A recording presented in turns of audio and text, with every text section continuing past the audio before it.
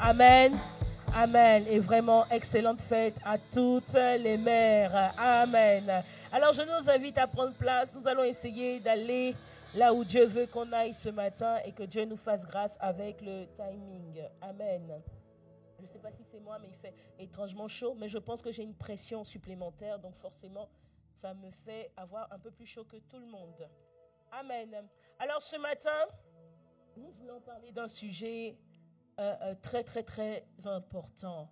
Vous voyez, le monde est confus. Le monde est en quête de repères. Le monde vit des choses terribles. Ils sont en quête de vérité.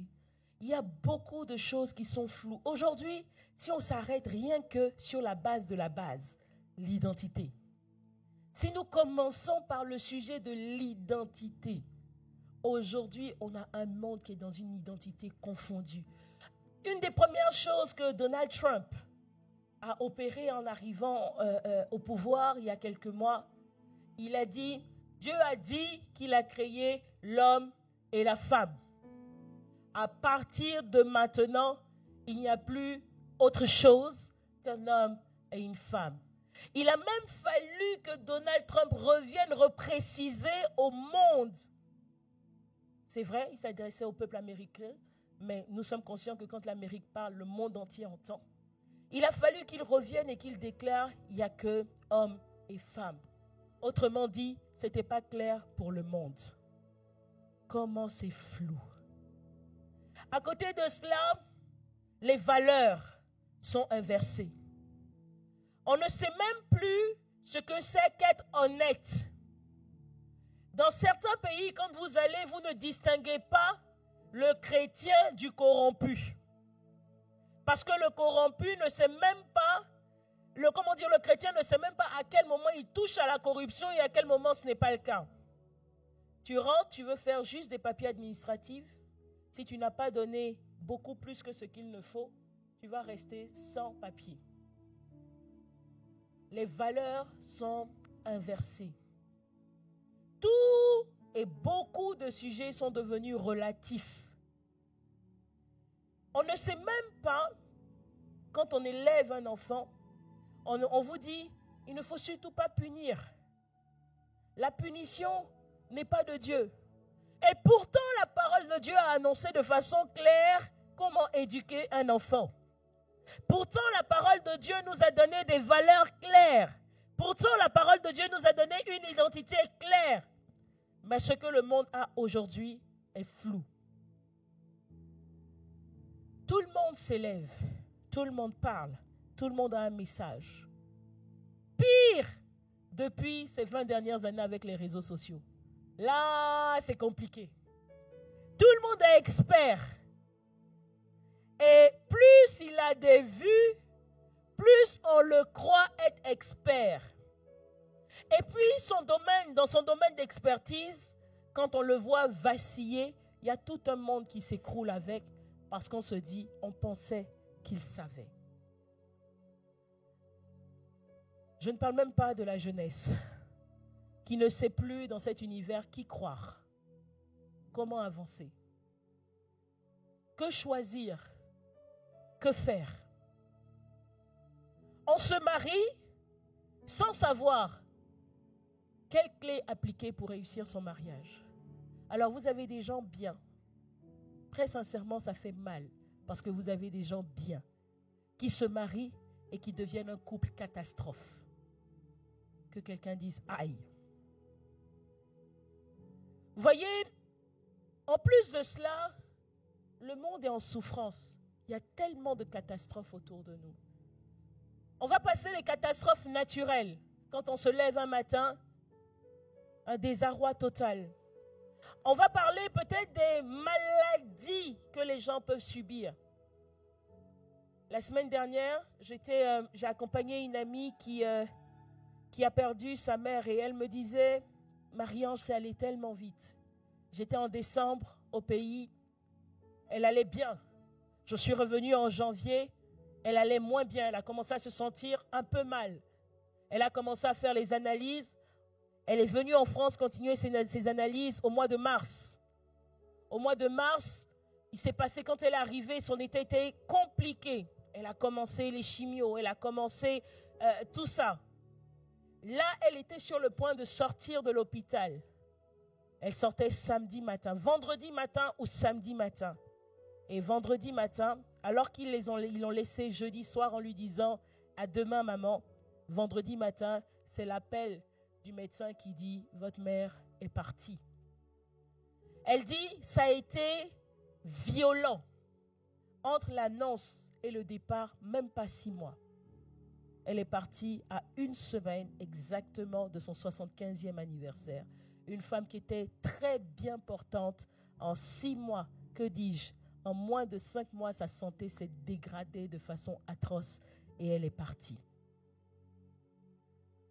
Pour un rien, des personnes vont être attaquées. On ne parle même pas, si on va au-delà des attaques physiques, on a des attaques spirituelles. On n'a pas idée du nombre de personnes qui ne dorment pas. On n'a pas idée du nombre de personnes qui ont des maux de tête. On n'a pas idée du nombre de personnes qui sont combattues spirituellement, combattues par la famille, combattues par le territoire, combattues par les esprits du territoire. Oui. Il y a tellement de combats, tellement de persécutions intellectuelles, émotionnelles, idéologiques. En fait, ce que je veux vous faire voir ce matin, c'est que le monde va mal.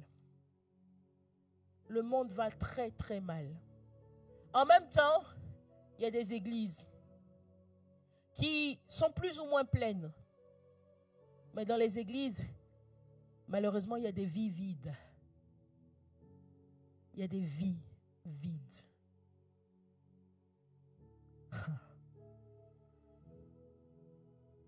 Être chrétien, c'est un agenda.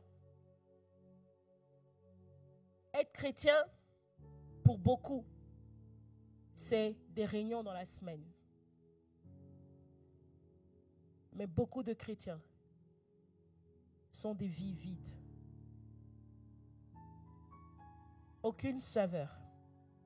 Alors que le monde a besoin de modèles authentiques.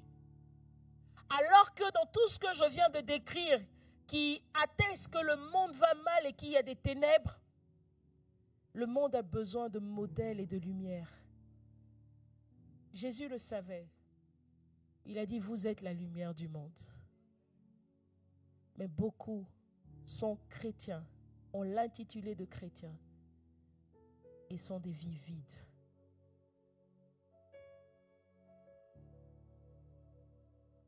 Il faut savoir que le monde ne lit pas la Bible. Le monde ne connaît pas la Bible. Le monde ne saurait apprécier les pépites de sagesse que Dieu a déposées pour tous ceux qui croient en lui à l'intérieur de la Bible. Le monde ne sait pas. Par contre, le monde a un livre. C'est le chrétien. Le monde ne lit pas la Bible, mais le monde lit le chrétien. Le monde ne lit pas, ta famille ne lit pas la Bible, mais ta famille te lit toi. Ta famille doit voir au travers de toi les pépites que Dieu a transmises au monde pour pouvoir briller et pour pouvoir être éclairé. Les gens cherchent la vérité vécue, pas la vérité prêchée. C'est bien de dire que Dieu libère. Le monde a besoin de le voir, pas juste de l'entendre. Et c'est au travers de ta vie que le monde le voit. C'est au travers de tes fruits que le monde le voit. Vous savez, mon mari et moi avons des arbres fruitiers chez nous. Comme je dis, ça a été le deuxième critère pour lequel on a choisi cette maison. Et quand on est arrivé dans cette maison, les premières années, il n'y avait pas de fruits. On avait un figuier, un cerisier, un pommier, des roses, mais il n'y avait pas de fruits. Et là, depuis quelques années, les fruits ont commencé à émaner. Et cette année, on en a eu des fruits, c'est waouh. On a des cerises d'une excellence, waouh. Mais vous savez, on a ramené, tu n'étais pas là? On a goûté ici. Ah, allez, on a goûté ici, mon frère. Mais j'aurais dû en ramener ce matin, je suis d'accord avec toi. Cette année, je pense quand même qu'on a dû faire au moins une 60aine de kilos de cerises. C'est-à-dire qu'au réveil, avec mon mari, on descend au moins 2 kilos de cerises. Mais c'est juste magnifique. Et vous savez ce qui m'émerveille avec les cerises, avec nos fruits, avec le port du fruit, c'est que quand je passe dans mon jardin, je souris toute seule à la vue de l'arbre qui porte des fruits. Non, c'est en fait, c'est-à-dire qu'avec mon mari, depuis 3 semaines, c'est enseignement sur enseignement. C'est-à-dire que dès que tu lèves la tête, l'enseignement coule en même temps. Mais en fait, je réalise comment un chrétien qui porte du fruit, ça ravit le monde. Ça ravit le monde. Juste parce que le chrétien porte du fruit, on est content. On est content. Et tous ceux qui passent chez moi pour cueillir des fruits sont contents. Sont contents. Alors quand on a dit qu'on avait des cerises, il y en a plein qui ont voulu faire des convois pour venir cueillir. On a interdit.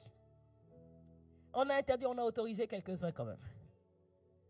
Et puis on leur a dit, mais depuis 3-4 ans qu'on parle des fruits, combien de vous avez pensé à semer pour pouvoir récolter à votre tour? Vous voulez manger les fruits des gens seulement. Portez vos fruits. Amen. Dieu dit, vous êtes la lumière du monde. Il le dit dans Matthieu 5, versets 14 à 16. La mission que Dieu veut accomplir sur terre n'est possible qu'au travers d'hommes et de femmes qui ont décidé de suivre Jésus. Qui ont décidé de suivre Jésus. C'est celui qui suit Jésus qui est capable d'être la lumière du monde. C'est celui qui suit Jésus qui est capable de porter le fruit que le monde va voir et dont le monde pourra jouir. Ce matin, j'aimerais te dire que l'Église d'aujourd'hui, en soi, n'a pas besoin de plus d'activités, mais de plus de disciples. Plus de disciples formés, plus de disciples fidèles, plus de disciples fervents. Le monde est trop complexe et trop sombre. Il a besoin de lumière. Il y a besoin de lumière. Arrête d'être ce chrétien qui enfonce les gens autour. Sois un disciple de Christ. Alors, qu'est-ce qu'un disciple? Dans la Bible, près de 280 fois, le mot disciple est évoqué. Dans le Nouveau Testament en particulier, 280 fois. En vrai, dans l'Ancien Testament, la notion de discipulat existe. Elle n'est juste pas mentionnée et écrite de cette manière. L'Ancien Testament dans l'Ancien Testament, on a des personnes comme Moïse. On a des personnes, comme Josué. Donc, Josué était en vrai un disciple de Moïse. Amen. Josué a tout appris de Moïse. Élisée était un disciple d'Élie. Mais le mot disciple en soi n'existe pas dans l'Ancien Testament. Dans le Nouveau, en vrai, le mot disciple vient du latin discipulos, discipulus. Et si tu te souviens de tes cours de latin, en 6e, je crois que ça fait partie des premiers mots que le prof nous a appris. Parce qu'il nous appelait élèves. Donc, il nous appelait discipulus quand il rentrait en classe. Un disciple est un élève, c'est un étudiant, c'est un apprenant. Un disciple, c'est un mot qui est composé de 2 mots. Dis pour dire direction, séparation. Et puis, sipulos, qui dit dérivé de capere, c'est un autre mot, un verbe, qui dit prendre et saisir. Ça vient aussi du grec mathetes, qui signifie simplement apprenant et élève. En gros, un disciple, c'est celui qui suit un maître pour apprendre de lui. Amen. Bibliquement, un disciple est un suiveur de Jésus. Commençons comme ça. Vous voyez, en fait, en creusant dans la Bible, parce que je suis consciente depuis très longtemps que personne ne peut réussir sa vie sans être disciple. Personne ne peut réussir sa vie sans être disciple. Vous savez, le Nouveau Testament qui nous parle de la Nouvelle Alliance, c'est dans le Nouveau Testament uniquement que le mot de disciple existe et ça a été utilisé 280 fois. Uniquement dans le Nouveau Testament avec la Nouvelle Alliance. Uniquement là où Dieu donne l'alliance éternelle et là où Dieu donne l'Esprit de Dieu pour nous accompagner. Ne nous embrouille pas en nous disant, moi j'ai le Saint-Esprit. Si Dieu trouve bon, au moment où il y a le Saint-Esprit, de mettre le mot disciple. Si Dieu parle du discipolat et qu'il base sur le discipolat, le fait et qui base sur le discipolat, l'entrée et la propagation du message de la Nouvelle Alliance, c'est que c'est important. Un disciple est un suiveur de Jésus. En vrai, un disciple, c'est une personne qui a juste décidé de dire, Seigneur Jésus, je décide de faire de toi le maître de ma vie. As-tu déjà fait cette prière? As-tu déjà prononcé ces mots? Alors, je pose la question. Parce que vous savez, je ne sais pas si vous avez fait la prière du salut. Vous vous souvenez de la prière du salut? Alors, peut-être que tu ne te souviens pas de ce que tu as répété le jour où tu as donné ta vie à Jésus. Mais je t'en prie, si tu ne t'en souviens pas, dis-le aujourd'hui. Mais la première prière qu'on fait quand on accepte de suivre Jésus, c'est justement, Seigneur, accorde-moi la grâce de te suivre. Je te rends grâce de ce qu'aujourd'hui j'ai entendu ton appel. Et on dit, je décide de te suivre, de faire de toi le Seigneur de ma vie, le propriétaire. Seigneur, ça veut dire propriétaire. Ça veut dire, à partir d'aujourd'hui, je n'appartiens plus à Satan, je t'appartiens à toi. Voici des mots, même le mot Seigneur, il est dans notre vocabulaire, on ne sait même pas ce qu'on dit.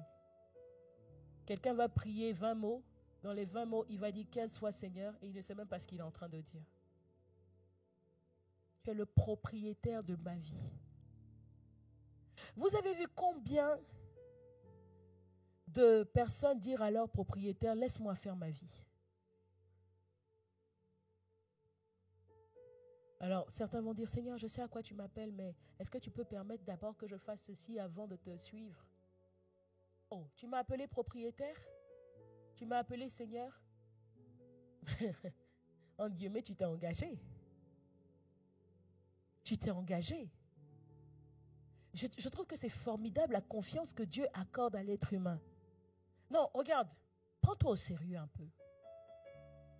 Ton oui, ton non sont capables d'ouvrir ou de fermer les cieux.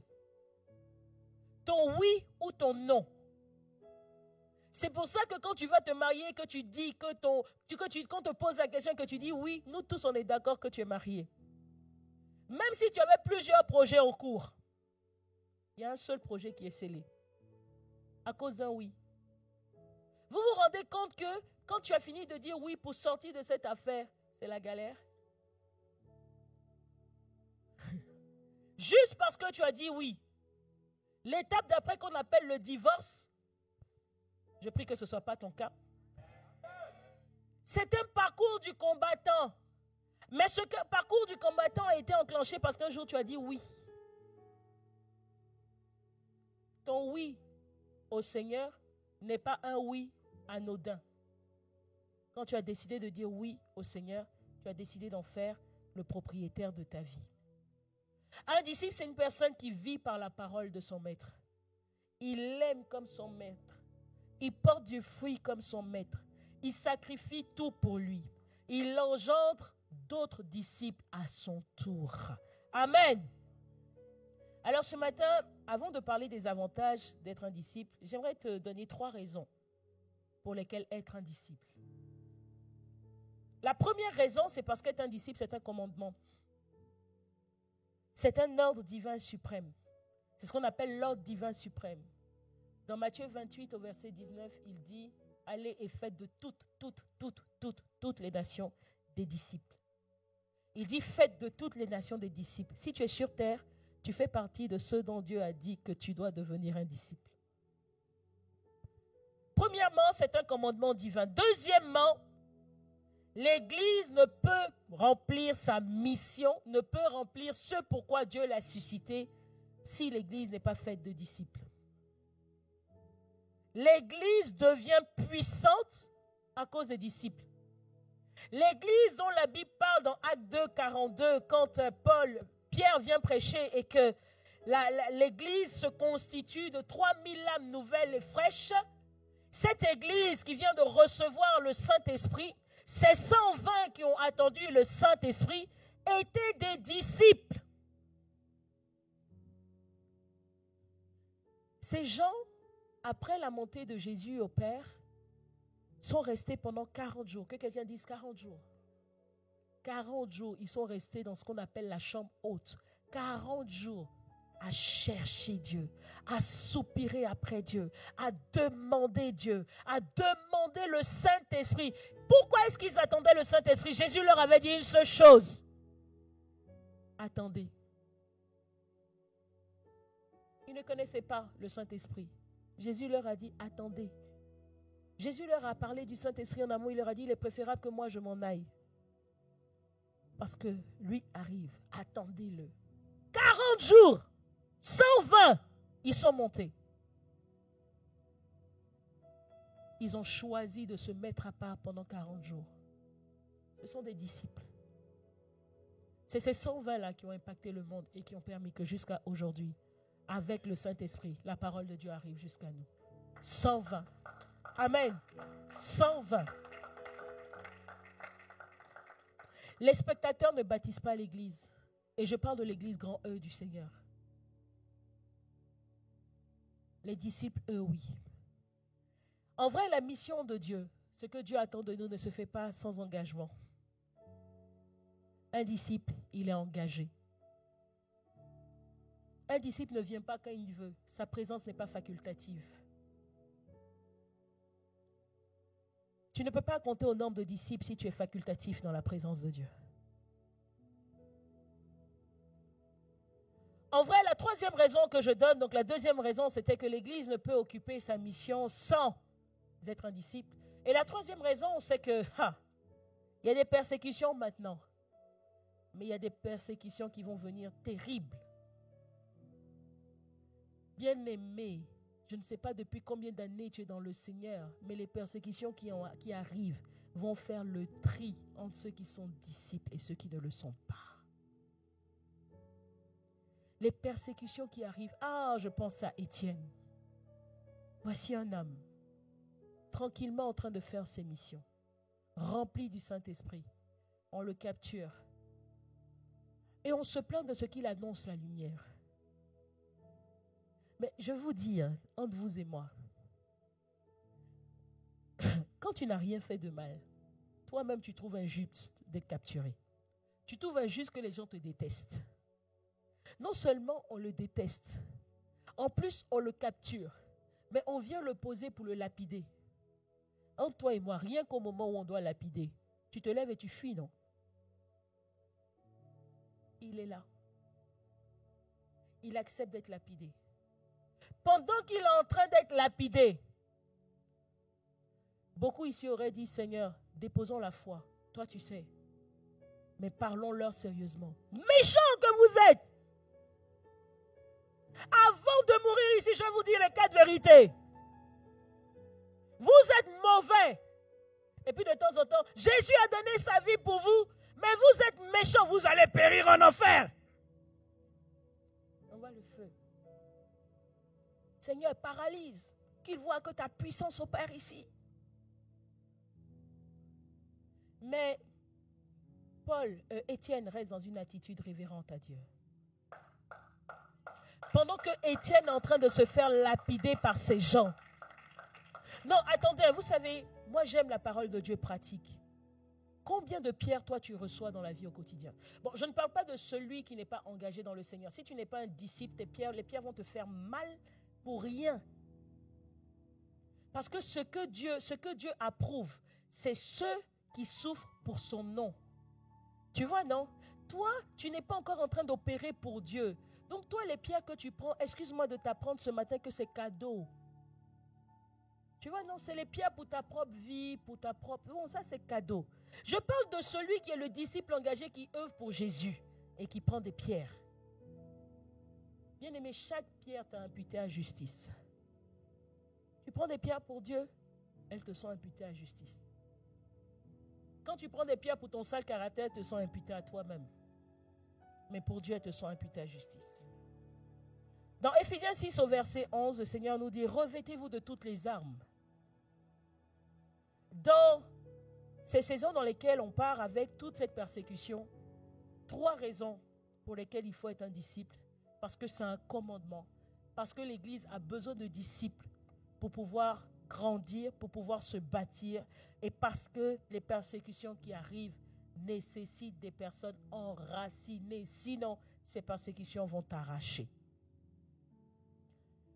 Et j'aimerais continuer en donnant à quelqu'un 7 avantages à être un disciple. Et le premier avantage, c'est que quand tu es un disciple de Jésus, je parle d'un disciple. Quand tu es un disciple, tu es dans le cercle restreint de Jésus. Tu es de ceux qui peuvent parler avec Jésus. Tu es de ceux qui ont le téléphone et la ligne directe de Jésus. Tu es de ceux à qui Jésus s'adresse dans l'intimité.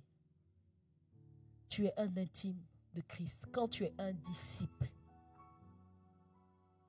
Quand tu es un disciple, alors là je vous donne Jean 15 qui dit, je ne vous appelle plus serviteur, mais je vous appelle mes amis.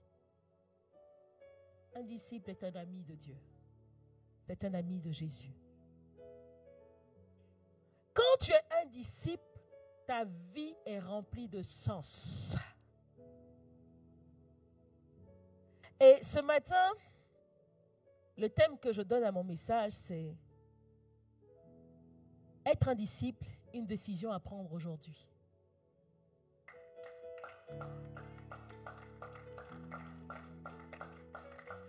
Ou encore, donne un sens à ta vie, deviens un disciple. Le deuxième avantage, c'est que tu as un sens à ta vie. Bien-aimé, dans l'église, il y a trop de gens qui marchent sans objectif. Tu fais comment? Tu fais comment? Tu fais comment pour marcher sans objectif dans ta vie, pour ne pas avoir de sens? Si Christ te prend aujourd'hui, si ta vie s'arrête aujourd'hui, qu'est-ce qu'on aura retenu de ta vie? Qu'est-ce qu'on retient de ta vie à aujourd'hui? Combien de personnes ont été touchées par le témoignage de ta vie? Ce n'est pas un titre, c'est une vie. Au mois de mars, on a perdu une sœur dans le Seigneur. Bien aimé, on a été choqués. Le vendredi, la nuit du vendredi au samedi, à 2h du matin, on nous envoie l'information. On a appris en début de semaine qu'elle était décédée. On nous envoie l'information du vendredi au samedi à 2h du matin. Il y aura une veillée ce soir. Samedi, à partir de 20h, dans un coin paumé dans Paris. Bien aimé, on arrive à cette veillée. Il n'y avait plus de place dans la salle. La salle était une salle d'au moins 400 personnes. Il n'y avait plus de place. On se mettait dans les couloirs. Et puis, heureusement qu'il y avait un turnover. Je pense très sincèrement qu'il y a au moins 600 personnes qui sont veillées à cette veillée ce soir. C'était une sœur. Elle n'avait aucun titre. Elle n'était pas responsable du département. Elle n'était rien du tout. Et je regardais toutes les personnes qui étaient présentes. Et je réalisais qu'avec chacune d'elles, elle avait une histoire. Tous les visages, je réalisais. J'ai vu des gens que je n'ai pas vus depuis 30 ans qui étaient là. En même pas 24 heures, quand ça a été annoncé, plus de 600 personnes ont juste voulu venir saluer sa mémoire. Qui viendra saluer ta mémoire quand tu partiras? Quand il y a eu l'enterrement, quand il y avait la mise en bière, je vous assure, je n'ai jamais vu, bon, vraiment, je n'ai jamais vu ça quand quelqu'un part. Quelque temps avant, un mois avant, il y avait une servante du Seigneur qui est partie. dans une salle presque comme celle-là, il y avait plus de vide que de chaises présentes, que de chaises occupées. Et là, rien que la mise en biais, les gens sont, toute la journée, les gens ont dédié. Ils sont arrivés, il y avait une file comme pas possible, les gens tournaient. Ils sont restés jusqu'à l'enterrement. Et tu te dis, elle n'était pas pasteur, elle n'avait pas de titre, elle n'était même pas responsable d'un département. Voici l'hommage que les gens viennent lui rendre. Bien aimé, l'impact d'une vie n'a rien à voir avec le titre. L'impact d'une vie n'a rien à voir avec le titre. Pour notre part, nous savons, parce que nous avons commencé à servir Dieu bien avant d'avoir un titre de pasteur. Beaucoup ici qui ne nous avaient pas connus avant, vous pensez qu'on fait ce qu'on fait parce qu'on est pasteur. Mais quand on est arrivé ici à Rouen, on n'était pas pasteur. Pasteur Lucas a eu le titre de pasteur 1 an après être arrivé. Pour ma part, 8 ans je crois, 6 ans. Non, 8 ans, 2021. Voyez, ce n'est pas le titre de pasteur qui te fait être ce que tu es. Par contre, le titre de disciple, disciple de Christ, ça fait toute la différence. J'ai dit 7 raisons. La 3e raison, c'est que pour toi, l'avantage d'être un disciple, c'est que ta vie intérieure est transformée. Pourquoi? Parce que quand tu es un disciple, tu suis. Et vous savez pourquoi? Il faut accepter de renoncer à soi quand on a un disciple. Parce qu'il y a des barrières qui vont se mettre devant toi. C'est évident. Pourquoi? Le monde est fait pour te stopper, pour te ralentir. Il y aura des obstacles, il y aura des montagnes, il y aura des murs devant toi. Mais quand tu es un disciple, tu suis. Même quand il y a le mur, tu suis. Même quand il y a l'obstacle, tu suis. Et celui qui est disciple n'est pas arrêté parce que le monde veut voir arrêter les gens. Celui qui est disciple, il transperce tout simplement parce qu'il est disciple. Parce qu'il est disciple. Quand tu es un disciple, que tu suis quelqu'un, regardez, je ne sais pas où auraient été nos vies aujourd'hui. Oui, nous servions Dieu. Mais on est ici uniquement parce qu'on a décidé de suivre quelqu'un qui suit Christ. Nous vivions notre vie paisible et tranquille.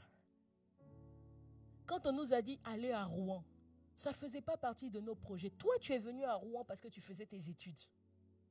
Moi, et puis ce n'est même pas à moi, à la base, qu'on a parlé. C'est juste qu'on m'a mis dans le sujet.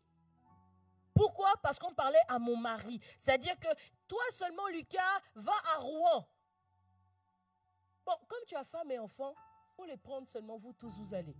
C'est comme ça que nous, on est arrivés ici. Mais vous savez quoi? On avait le choix. En vrai, on avait le choix. Mais en vrai, on n'avait pas le choix. En vrai, on avait le choix parce qu'on a la capacité de dire oui ou non. Comme toi, tu as la capacité de dire oui ou non. Mais en tant que disciple, we know, nous savions que nous n'avions pas le choix. Nous savions que nous n'avons pas le choix. En tant que disciple, et vous savez, pour la petite histoire, quand le mandat de venir ici nous tombe dessus, littéralement, mon mari a une superbe opportunité professionnelle dans un pays. Mais quand on dit superbe opportunité, il faut laisser tout ce que tu sais. Mais je te dis juste 2-3 trucs. C'est-à-dire que c'était un pays où tu deviens trilingue tranquille. Et quand tu deviens trilingue, en fait, ils t'accueillent. Ils avaient prévu de nous accueillir avec la maison. Je vous passe les détails. Le salaire de mon mari était multiplié par 3. Donc, autant dire que dans son salaire, il y avait mon salaire plus le salaire de qui veut. Vous voyez? Ça dit que là, même tu arrives et puis tu es fier de dire, Seigneur, nous ne voulons plus donner la dîme, nous voulons donner 30% de nos revenus. Mais tu vas faire comment? Le salaire est multiplié juste par 3. L'école des enfants pris en charge. Non, bon, bref, on laisse les trucs. Donc, pendant que le monde nous appelle là-bas, Et puis bon, la vérité, c'est que quand tu vois ça arriver, tu te dis, eh Dieu, eh Dieu, you bless us. Comment ta grâce peut tomber comme ça sur nous? Et puis au moment où il est dans le processus d'entretien, dernier entretien, ça fait 2 mois qu'il est dans le processus d'entretien, les gens sont tellement contents, il va visiter le site, il dit, chérie, ici c'est juste, c'est effrayant. Je venais d'accoucher depuis 2 mois. Il y avait même la crèche au travail, c'est-à-dire le premier étage, la crèche, et puis il monte. Il m'a pris les vidéos de la crèche. Je vous assure que pour la première fois de ma vie, je me voyais femme au foyer, claire. Ah non, propre. Je me voyais en train d'apprendre la langue tous les jours. Vous voyez, non? Non, mon esprit a commencé à fuser, la créativité était terrible, je me voyais dans les avions, je me voyais en train de joindre plusieurs destinations, mes femmes au foyer, tranquille, chérie. Non, c'était propre. Vous savez où est-ce qu'on a atterri?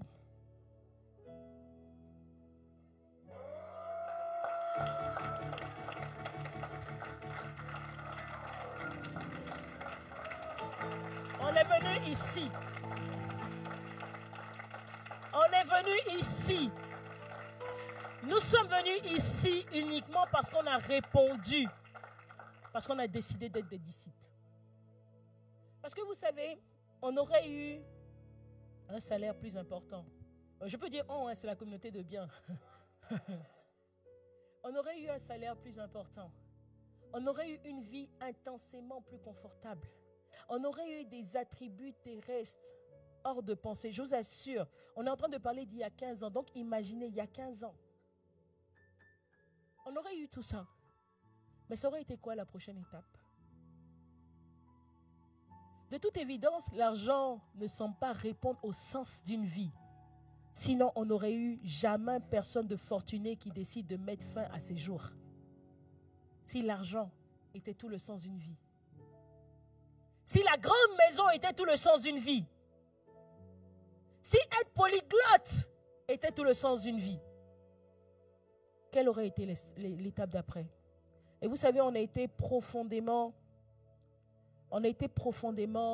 honorés de voir que Dieu entende nos prières. Parce que quelques mois avant, quand nous étions en train d'attendre notre fille, nous avons appelé cet enfant Elikia. Elikia veut dire dans une langue de la terre, espérance. Et au moment où on appelait l'espérance dans nos vies, on a dit au Seigneur, tu nous accordes la grâce d'être des serviteurs. Nous te servons. Mais c'est comme si tu soupires à notre oreille qu'il y a quelque chose de plus. Alors nous nous attendons à toi, tu es notre espérance. Et 2 mois après la naissance de notre fille, voici cette bifurcation sans précédent que le Seigneur vient à faire arriver dans notre vie. Et nous voici arrivés en Normandie. Mais vous voyez, le 4e point, c'est que le fruit spirituel d'une vie est visible quand on décide de devenir un disciple. Ici en Normandie, nous n'avons même pas fait une grande part de ce que nous devons. Mais je me souviens pendant 4 ans, alors que nous travaillions à Paris, parce que nous sommes toujours laïcs, c'est-à-dire que nous travaillons et nous sommes serviteurs de Dieu aussi à plein temps. Et pendant 4 ans, alors qu'on travaillait à Paris, on vivait officiellement à Paris et qu'on faisait les trajets presque tous les jours de semaine. Pendant que des fois on s'endormait au volant ou on garait dans une station-service pour dormir pendant 2-3 heures parce que le corps était fatigué. La seule chose qui nous a permis de tenir, c'est le témoignage de vie transformée. Et pour nous, ça c'était le fruit de ce travail, pas facile tous les jours, mais c'était le fruit.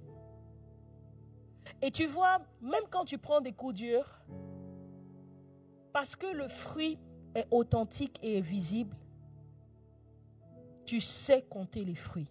Tu peux voir les fruits. Combien d'entre nous se lèvent cycle après cycle, année après année, joyeux anniversaire, joyeux anniversaire. Ou parce qu'on est le 1er janvier, bonne année, voici des cycles. qui se ferme ou qui recommence. Mais quand tu fais le bilan de ta vie, rien n'en sort. Et certains même se fâchent quand tu dis joyeux anniversaire. Arrête de me dire joyeux anniversaire. Mais ce n'est pas notre faute. On te rappelle juste qu'il y a 1 an qui vient de s'écouler. On te rappelle juste qu'il faut que tu fasses un bilan. Non, quand les gens te disent joyeux anniversaire, il ne faut pas juste rigoler. Hein. Ils te disent, fais le bilan et parle-nous du bilan. Dis-nous ce que ta vie a produit en 1 an. Qu'est-ce qui s'est passé dans ta vie les derniers 365 jours fois 24 heures? Qu'est-ce qui s'est passé? C'est ce qu'on te demande quand on te dit joyeux anniversaire. Il ne faut pas nous embrouiller et puis croire que joyeux anniversaire, c'est le gâteau, c'est le ceci, c'est le cela. C'est un bilan. Mais les fruits sont visibles quand tu es disciple. Quand tu es disciple, la présence et l'aide constante de Dieu sont un acquis pour toi. C'est-à-dire que la personne dont Jésus a dit, il est préférable que je m'en aille, je vous envoie le Saint-Esprit. Le Saint-Esprit est totalement disponible pour toi. Totalement. Regardez, en fait, il y a des prières que tu fais parce que tu n'es pas disciple. Elles sont dans la longue file d'attente des prières à accomplir. Le disciple a le Saint-Esprit. Ça veut dire que l'armée du Seigneur est mobilisée pour lui. Toi, croyant, quand tu fais... Non, il n'est pas là. Mais le croyant qui fait la prière, qui dit, Seigneur, regarde, aujourd'hui je vais combattre. Vraiment, je prie. Mobilise ton armée pour moi. Il dit, actuellement, il n'y a pas d'armée disponible pour toi. Pourquoi? Mais regarde, il faut déjà... C'est qui prie? C'est un croyant. Mais attends, lui, il fait quoi dans la vie? Attends, on va chercher on va te dire. Le temps qu'on aille chercher, les armées sont parties avec les disciples. Il y a des prières qu'on fait, on ne réalise pas qu'elles sont destinées aux disciples. Tout lieu que foulera la plante de tes pieds, je te le donne en héritage. Dieu dit ça à qui? Il dit ça à qui? Non, disons bien, il dit à qui? Non, à qui? Non, donnez-moi un nom. Non, il donne ça, il dit ça. Vous ne savez pas où c'est ou quoi? C'est dans Josué. Voilà. Il dit ça à Josué. Tout lieu que foulera la plante de tes pieds, je te le donne en héritage. Il dit ça à Josué. J'ai dit que Josué était qui? Là, tu viens. Seigneur Jésus, tout lieu que... Depuis, tu as vu quel lieu? Depuis, tu as vu quoi? Depuis, tu as vu quoi? Quel territoire, quel domaine, qu'est-ce que Dieu t'a donné en héritage? Ta propre maison, tu n'es pas là-bas. Il n'y a rien. Et tu dis, Dieu, son histoire ne marche pas. Regarde à qui Dieu donne les promesses. Vous avez déjà vu Dieu promettre des choses à la foule? Vous avez déjà vu Jésus promettre des choses à la foule? Jésus parle aux disciples. Dieu parle aux disciples. Il parle avec Abraham. Cacherai-je mes desseins à Abraham? Et Abraham, Sodome et Gomorrhe, je m'apprête à éliminer. Abraham dit, mais Seigneur, tu ne le ferais pas s'il y avait 100 justes. Abraham est en train de prier. Voici l'intercession et la prière de pétition d'Abraham comme ça. 100 justes. Dieu dit, il n'y en a pas. 50, je détruirai. 10. Abraham même sent qu'il doit arrêter l'affaire. Parce que les justes sont rares là-bas. Mais Abraham prie. Qu'est-ce que Dieu fait?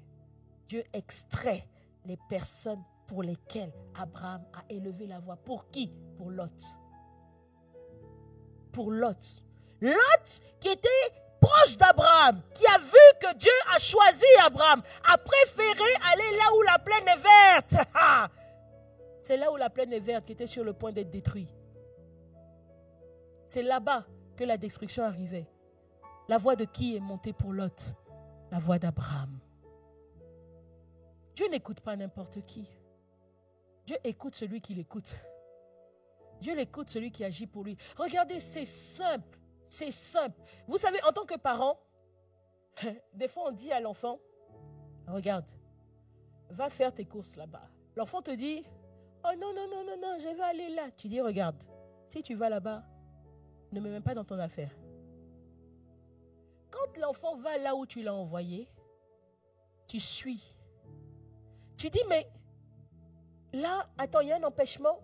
Voyez un peu. Et tu l'envoies déjà là où tu connais. Personne n'envoie un enfant là où il ne sait pas. Tu l'envoies là où tu connais. Donc déjà, tu connais les obstacles. Tu lui donnes l'équipement pour pouvoir y parvenir. Bon, maintenant, voici des gens qui disent, moi, je crois en Dieu. Ils choisissent leur chemin. Seigneur, je crois que dans ma vie, voici ce que je veux accomplir. Père, je te prie, bénis-moi. Bénis-moi, bénis ma famille, bénis mon entreprise, bénis mes finances, bénis-les. Je les utilise pour moi, je ne te les donne pas parce que je trouve que tu demandes trop. Donc du coup, Seigneur, regarde, je te prie quand même, bénis. Regarde les factures, elles sont importantes, mais je te prie, bénis. Dieu te dit, tu n'es même pas intéressant pour moi, je veux bénir quoi? Mais Dieu est engagé dans la vie de celui qui a décidé de le servir. Les amis, c'est trivial. C'est trivial. On n'a pas besoin d'être prophète pour ça. C'est-à-dire, en vrai, en tant que pasteur, vous nous fatiguez. En vrai, vous nous fatiguez. Parce que quand vous arrivez pour qu'on prie pour vous, on prie. Mais des fois, on prie, mais le ciel est déjà fermé. On prie, le ciel est fermé. Pourquoi le ciel est fermé? Dieu n'est pas engagé dans vos vies. Pourquoi? Vous n'avez pas décidé de le suivre. Vous l'avez cru un jour, mais vous n'avez pas décidé de le suivre. Il n'est pas engagé, puis nous on crie. Jusqu'à nos voix sont tout le temps cassées. Hey! Tu es une personne qui est malade. La personne est malade. Son corps, son âme est en train d'être prise. Mais tu pries, Seigneur, fais grâce, c'est grâce. Mais il a le choix. Tu n'as même pas d'éléments factuels pour dire, Seigneur, cette personne te sert. Tu n'as pas. Pourquoi elle ne la sert pas? Donc tu pries dans le vide pour que la compassion touche. Pour que la grâce touche. Ce n'est pas la même chose que d'avoir des textes de loi, plutôt que de demander grâce présidentielle. La grâce est aléatoire. La grâce tombe sur qui elle veut, quand elle veut. Beaucoup de chrétiens attendent seulement la grâce. Et après, le culot de se mettre dans la présence de Dieu pour dire, la Bible ne marche pas. Regardez, arrêtez de mépriser le Dieu qu'on sert. Lui-même qui a créé le ciel, le ciel du coup, la terre et tout ce qu'elle renferme. Il a fini, il a dit que c'est bon. Quand il a créé l'homme, il a dit c'est très bon. Quand lui, il appelle la justice, toi tu dis c'est injuste. Tu penses que qui aura raison? Wait and see. La présence de Dieu est avec celui qui a choisi d'être un disciple. La protection spirituelle et la victoire est avec celui qui a décidé d'être un disciple. Regardez, on a lu il y a quelque temps dans notre parcours des 365 jours, Josué 1. On a lu le livre de Josué. Et dans le livre de Josué, dans Josué 1, je rigole, hein. C'est-à-dire, Josué même, sa feuille de route est établie par Dieu. Sa feuille de route est définie par le Seigneur. Et dans cette feuille de route, Dieu dit à Josué, fortifie-toi et prends courage. C'est-à-dire, moi-même, Dieu, je vous donne, c'est moi qui ai décidé de vous donner en héritage Canaan. Je sais que quand vous allez aller, ça ne va pas être facile. Moi-même, Dieu, je sais que ça ne va pas être facile pour vous. Moi-même, Dieu, Josué, ce que je te dis, c'est fortifie-toi et prends courage. Josué, je te dis que ce livre de la loi ne s'éloigne point de ta bouche. Josué, serviteur de Moïse, médite-le jour et nuit, afin que tu aies du succès, afin que tu réussisses. Mais tu le médites pourquoi? Pour agir fidèlement. Toi, tu ne médites pas. Toi, tu ne lis pas. Tu agis selon quoi? Il dit, c'est alors que tu auras du succès. c'est alors que tu réussiras. Toute réussite en dehors de l'action fidèle à Dieu n'est pas réussite pour Dieu. Que le monde acclame, que le monde saute, que tu aies des milliers de vues, que les projecteurs soient sur toi. Ce n'est pas Dieu qui t'a emmené là-bas, qu'ils acclament. Si Dieu n'acclame pas, zéro. Il est temps que... Alors je donne quand même le septième point. Quand tu es disciple, tu as une récompense éternelle. Matthieu 19, 29 dit, quiconque aura quitté à cause de mon nom. Et c'est ce que je voulais dire. Quiconque aura quitté. Je dis. Bon, j'avais une discussion il y a quelque temps avec Pasteur Maud sur l'incinération. Parce que je dis franchement, le jour où je pars, même prendre un cercueil, ça me fatigue. Bon, c'est pas moi qui vais prendre le cercueil, bien sûr.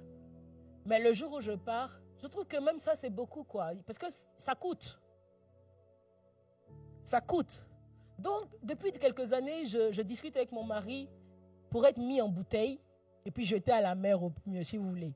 Sinon, j'étais même dans le sable. Poussière, retournons poussière. Bon, bref. On en reparlera. Pasteur Maud a simplement dit pour aider quelqu'un. Ah, moi, je ne sais pas, mais c'est qui n'est pas dans la Bible. C'est vrai qu'on ne parle pas beaucoup d'incinération dans la Bible. Donc, on va laisser ça. Regardez. Il est temps que celui qu'on appelle chrétien, qui quitte la terre, le jour de son départ soit un jour de joie. Regardez, une personne qui a rêvé de tout son être, rejoindre la patrie céleste. C'est-à-dire, c'est comme si mon voyage est retardé à cause de ce qu'on doit faire sur terre. Le voyage est retardé. Tu as le billet d'avion, non? Et puis on te dit, non, ce sera la semaine prochaine. Non, mais ce sera dans 2 mois. Non, mais ce sera dans 6 mois. Non, mais ce sera... Vous voyez un peu un voyage retardé comme ça. Ça fait mal quand même quand ton voyage est remis comme ça. Les affaires sont prêtes, mais ton voyage est tout le temps remis. C'est remis, c'est remis. Tous les jours, tu dis, Seigneur, partirai-je aujourd'hui? Non, tu as encore du travail. Partirai-je aujourd'hui? Non, tu as encore... Bon, la vérité, c'est qu'on ne pose pas la question comme ça. Mais bon, imagine. Mais ton voyage est remis. Et puis un jour, waouh, c'est le grand départ. Retour pour la patrie céleste. L'avion t'attend, tu es là. Bon, humainement parlant, ça ne se passe pas souvent dans le calme et le silence. C'est une grâce de partir dans son sommeil. Mais humainement parlant, ça va se passer par une manière. La dernière fois, j'entendais un homme de foi qui a juste été fauché par une voiture. Simplement, en très bonne santé. Le matin, l'après-midi, il est parti comme ça. Mais un homme de foi. Mais il est parti rejoindre la patrie céleste. Non, parce que, disons-nous la vérité, même si les gens sont des gens de foi, on ne comprendrait pas pourquoi ils disparaîtraient brutalement de la terre. Tu vois? Il y a le jour de l'enlèvement. Ce jour-là, ils vont disparaître.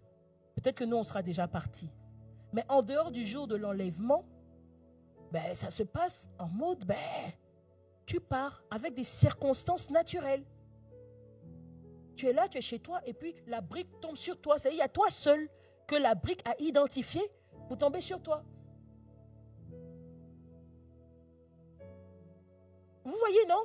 Il faut des circonstances. On va dire que quelqu'un est parti par maladie. On va dire que quelqu'un est tout. On va dire a souffert d'une maladie de longue durée. Ou de courte durée. Ou on ne comprend pas pourquoi. Mais quoi qu'il en soit, il y aura une raison. Mais il est temps que pour toi, on soit clair et dire, on acclame le Seigneur. Quoique tu es assis là aujourd'hui, je rends grâce à Dieu pour ta présence. Rien ne me dit que la semaine prochaine, tu seras là.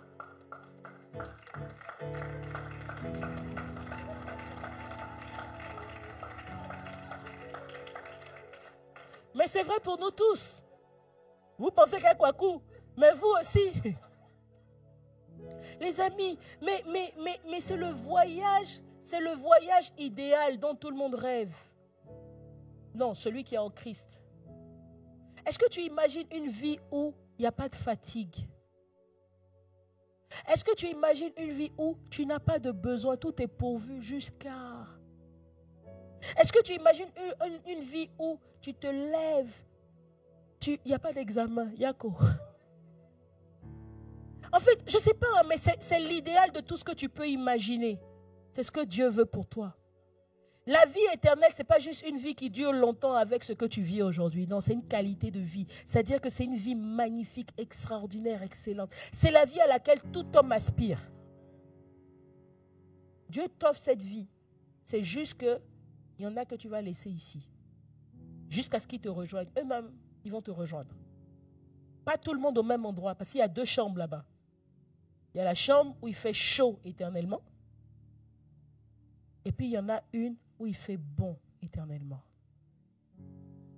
Mais il est temps qu'on célèbre les départs de chrétiens au lieu de pleurer à tout va. Il est temps. Il est temps. Éternellement.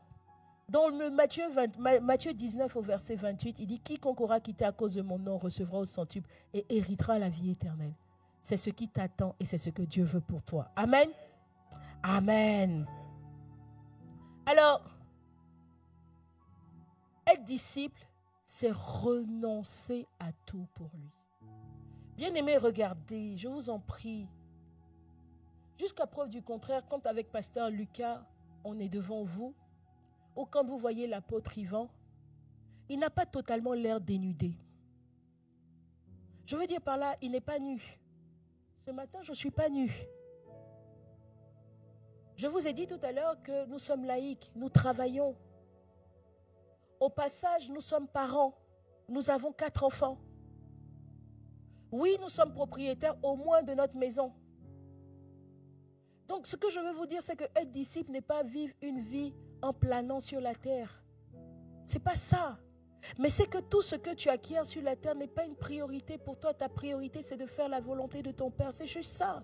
Quand on dit renoncer à tout, ça ne veut pas dire vivre comme Jean-Baptiste dans la parole de Dieu. Quand on dit renoncer à tout, c'est juste faire de Dieu la priorité de ma vie. Quand je fais de Dieu la priorité de ma vie, il dit voilà, toi je peux compter sur toi. Je peux compter sur toi. Bien-aimé, regardez. Je pense qu'aujourd'hui, quand tu sors d'ici, choisis. Choisis, si tu le désires, de devenir un disciple. Tu sais, nous tous, nous avons essayé des choses. Nous avons essayé de faire de l'ambition professionnelle, de la famille, des amitiés, de beaucoup de choses, même de la religion. Nous avons essayé de faire l'essence de nos vies de toutes ces choses. Mais qu'est-ce qu'il en est sorti? Regarde bien le bilan. Et c'est la dimension disciple de Jésus. Essaie juste de voir si celle-ci t'apporte autre chose. Essaie et atteste. Pour ce qui nous concerne, grave, ça apporte beaucoup. Je ne sais pas aujourd'hui ce qu'aurait été ma vie si je n'avais pas choisi cette vie. Je ne sais pas.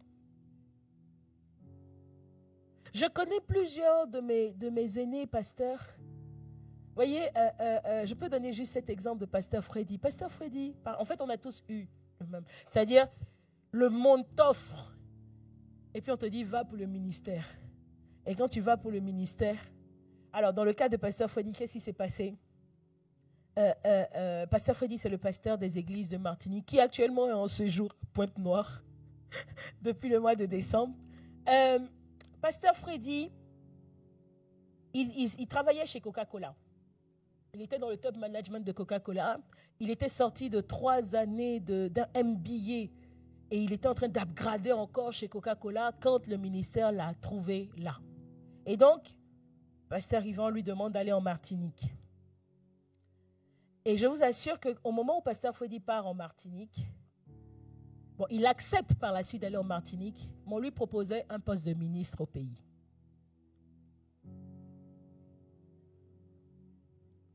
Non, dans le gouvernement en place. Je sens que pour toi, le choix est fait. Hein? Je sens que pour toi, le choix est fait. Et puis, vous savez la suite, il a choisi d'aller pour le ministère. Mais quand tu fais ce choix, bon, toi, tu es en paix. Pour qu'il fasse ce choix, c'est que Dieu lui a donné la paix. Amen. Mais quand même, hein? Quand même. Vous savez tout ce qui s'est passé?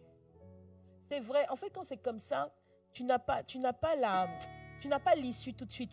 Tu n'as pas les billes pour attester tout de suite. Tu fais vraiment ton choix par la foi.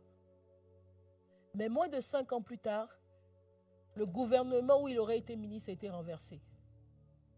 Le même gars même qui lui a dit rentre au ministère, lui-même il a fui, il est arrivé en France en catastrophe. Et là, pasteur Freddy dit, waouh, apôtre, je rends grâce à Dieu pour ta vie. Hein. C'est-à-dire que j'aurais tout laissé, je serais parti. Et moins de 5 ans plus tard, j'aurais été de ceux qui sont en train de fuir et de perdre leur vie comme ça. Waouh! Vous imaginez la grâce d'être dans le ministère en Martinique.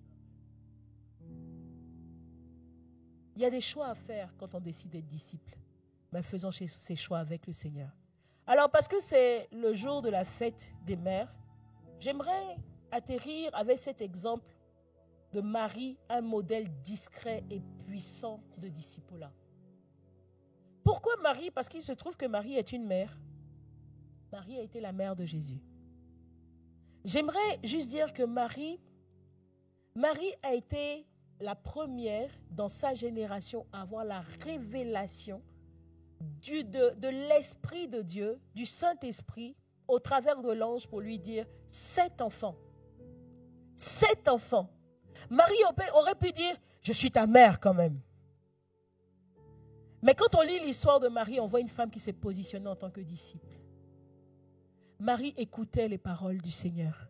Elle a écouté les paroles de Dieu le Père. Elle a écouté les paroles quand Dieu a envoyé son esprit. Elle a écouté les paroles que Jésus a prononcées. Marie était présente dans le ministère de Jésus tout le long. Je parle de Marie ce matin et pasteur Lucas me disait, quand tu parles de Marie, il faut que les hommes s'y retrouvent. Alors j'aimerais dire à un homme ce matin, si Marie, une mère qui a porté un enfant pendant 9 mois, est capable de suivre cet enfant en tant que disciple, who are you? Qui es-tu? C'est non seulement une femme, avec toutes les occupations que cela engendre. Marie n'a pas eu que comme seul enfant Jésus, elle en a eu d'autres. Donc pendant qu'elle suivait Jésus dans le cours de son ministère, elle entraînait ses enfants. On parle de Joseph, on dit que Joseph, les étudiants de la parole, les théologiens, disent que Joseph est mort. Joseph est mort dans le parcours, il est mort, c'est pour ça qu'on ne le voit plus. La dernière fois qu'on voit Joseph, c'est quand on entend parler de Joseph, c'est quand il vient chercher Jésus à 12 ans. La fois d'après, quand on parle de Joseph, on atteste juste qu'on connaît Jésus qui a été charpentier avec son père. Voyez, non? C'est tout. Mais on ne sait pas à quel moment Joseph est mort. Mais Joseph est mort, donc on ne voit plus Joseph dans le parcours. Mais très certainement, Joseph était un disciple. Pourquoi? Il a accepté d'obéir à Dieu sous l'instruction en disant « Prends ta femme, va avec elle ». Et il a protégé Jésus de sorte que Jésus puisse rentrer dans son ministère. Marie a été à l'écoute, elle a médité. Quand vous lisez les premiers chapitres de Luc, vous voyez une bonne partie du parcours de Marie. Marie a suivi Jésus jusqu'à la croix. C'est même Jésus qui dit à Jean, « Fils, voici ta mère. Disciple, voici ta mère. » La Bible dit, à partir de cet instant, Jean prit Marie avec elle. Donc, Jésus a recommandé et Marie a été prise en main. Elle aurait pu dire que quoi? Laisse-moi seulement faire ma vie. Marie a été celle qui a la première été capable de faire assez confiance à Jésus au point de prier Jésus pour lui dire, regarde le mariage ici, non rien, agis. Ça a été le premier miracle de Jésus. Elle était capable de savoir qu'il avait la capacité d'agir maintenant. Et la première fois que Jésus agit, c'est sur l'interpellation de Marie. Marie est celle qui persévère dans la prière. Marie est celle qui attend. Marie n'a jamais prêché. Elle n'a pas prêché. Elle n'a pas dirigé d'église comme les apôtres. Et pourtant, son cœur incarne le cœur d'un disciple. Son cœur incarne le cœur d'écoute, d'obéissance, de persévérance. Elle a été avec Jésus jusqu'à la croix. Et on peut dire que Marie a porté sa croix pour obéir. L'humilité, la fidélité l'ont caractérisée. Être disciple, ce n'est pas être vu. Être disciple, c'est faire ce que Dieu attend. Tu peux le faire dans le silence. Tu peux le faire sans que les foules acclament. Mais fais-le dans l'intimité de l'obéissance à Christ. Alors Jésus avait les 120. Il avait les 70. Il avait les 12. Il avait les 3. Maintenant, il en a des milliers au travers du monde. En ce qui te concerne, est-ce que tu décides d'en devenir un de ceux-là? Pas juste un croyant, mais un disciple de Christ. Un témoin véritable de ce que Dieu est capable. La Bible dit que le monde attend avec un ardent désir la révélation des fils. Il a dit, vous êtes la lumière du monde, vous êtes le sel de la terre. Est-ce que tu es de ceux qui décident de devenir aujourd'hui, à partir d'aujourd'hui? Demain, ça peut être trop tard. Mais décide à partir d'aujourd'hui d'être celui qui décide de suivre Jésus. Sans équivoque, sans compromis, avec détermination et foi. Pas un pied dedans, un pied dehors. Avec tes 2 pieds en lui. À partir de ce moment-là, ta vie témoignera, ta vie attestera. Et tu seras de ceux qui éclaireront le monde. Le monde attend que tu te lèves, le monde attend que tu deviennes un disciple. Si tu es d'accord avec ça, et si c'est la prière dans ton cœur, je vais t'inviter à te tenir debout. Nous allons rendre grâce, nous allons dire merci et nous allons atterrir.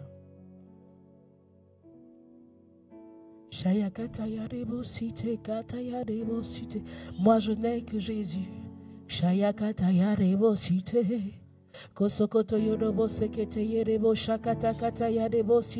Père, merci pour nos vies ce matin. Merci Seigneur pour la parole.